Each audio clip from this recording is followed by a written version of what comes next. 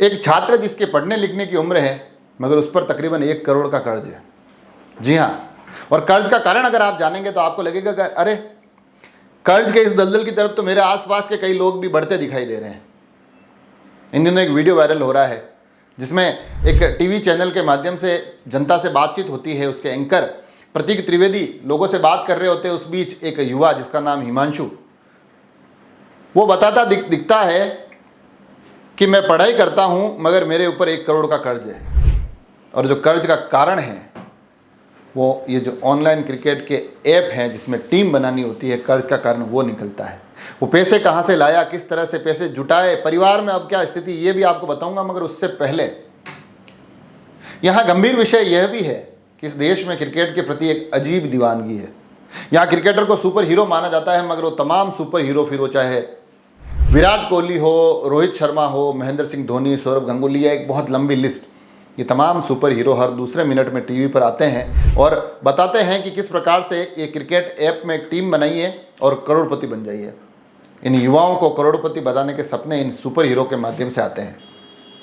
और फिर आप और हम सभी देखते हैं कि हमारे आसपास इन युवाओं की एक लंबी चौड़ी फौज है जो क्रिकेट के इन मैच पर टीम बनाते दिखाई दे देते हैं, सट्टे लगाते नजर आ जाते हैं।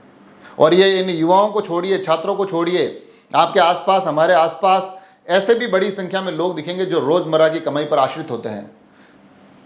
जिनकी कमाई बहुत कम होती है मगर वो भी इन ऐप के जाल में फंसते जाते हैं। और इस बीच कभी कभार कोई एक इनाम जीतने की खबर भी आ जाती है, वाहवाहियों और बधाइयों और तारीफों का दौर शुरू हो जाता है। मगर हम में से हर कोई एक विचार नहीं करता है कि उस एक को तो भाग्यशाली मान लिया जा सकता है मगर उसके पीछे बर्बाद होने वालों की संख्या बहुत बड़ी है। तो ये जो हिमांशु जिनकी मैं बात कर रहा हूँ वो ये बताते हैं उस वीडियो में कि उन्होंने उस पैसे के लिए पहले आसपास के लोगों से, अपने परिचितों से उधार लिया, फिर फ्रॉड तक किए और आखिर में आते आते उन्होंने अपनी जो पढ़ाई और फीस के पैसे थे वो भी इन ऑनलाइन ऐप पर लगा दिए, सब कुछ डुबो दिया, 96 लाख का कर्ज हो गया। और अब स्थिति यह है कि परिवार में उनसे कोई बात नहीं करता है। अपने परिवार को एक ऐसी पीड़ा दे दी उन्होंने, खुद के जीवन में एक ऐसी पीड़ा बो दी जिसके दोषी कहीं ना कहीं सरकार भी है, जिसके दोषी कहीं ना कहीं ये जो हमारे जो रोल मॉडल जो क्रिकेटर होते हैं वो भी हैं, क्योंकि उनकी जिम्मेदारी इन युवाओं को खेलों की तरफ आगे बढ़ाने की होती है, ना कि इन खेलों के माध्यम से सट्टेबाजी की तरफ आगे बढ़ाने की। मगर वो अपने एडवर्टाइज, अपने आर्थिक इनकम के लिए इन तमाम क्रियाकलाप में बहुत बड़े बड़े बैनर के तले विज्ञापन और ये एडवर्टाइजमेंट हम तक पहुंचाते हैं। युवा पीढ़ी उसमें फंस कर रह जाती है और हालात हिमांशु जैसे हो जाते हैं। और उसमें भी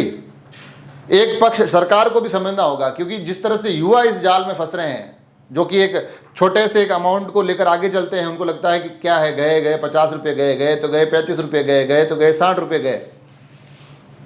उन्हें ये पता नहीं है कि जो नशा है, ये नशा उन्हें उस 50 या 60 रुपये के नुकसान को 96 लाख के कर्ज तक पहुंचा सकता है। तो सरकारों को भी इस विषय पर संज्ञान लेना होगा, उन्हें सोचना होगा कि इन तमाम चीज़ों पर नियंत्रण कैसे रखें, ऐसे कैसे सुनिश्चित करें कि ये नन्हे मुन्ने बच्चे इस जाल में ना फंसे, रोज़मर्रा की कमाई करने वाले उस जाल में ना फंसे। तो ये एक बहुत गंभीर विषय है जो निकल कर आया है, जिस पर विचार करने की ज़रूरत है। और साथ ही मैं तो आप सभी से भी आग्रह करूँगा, अगर कभी कभार कोई जीत भी जाता है तो उसका भी महिमा मंडन कम से कम हो, महिमा मंडन ना किया जाए, क्योंकि उस एक चेहरे के महिमा मंडन से, उस एक चेहरे की जीत की बड़ी बड़ी खबरों से अनेक घरों तक बर्बादी के आलम पहुंचते हैं, बर्बादी के दौर उस घर तक पहुंचते दिखाई देते। अगर वो जीत गया तो हम भी जीतेंगे, पुनः टीमें बनाने के कार्यक्रम शुरू होते हैं जो कि सिर्फ और सिर्फ परिवार के लिए पीड़ा का सबब बनते हैं। तो ये जो विषय निकल कर आया है, मेरा तो आप सभी से आग्रह है कि अपने आसपास भी ऐसे लोगों को देखें तो थोड़ा सा समझाइए कि अब हमें कुछ अपनी मंजिलों की तरफ बढ़ना है, भविष्य की तरफ देखना है, ना कि अपने परिवार के पैसे बर्बाद कर एक नेशनल चैनल पर हिमांशु की तरह आंसू बहाने हैं।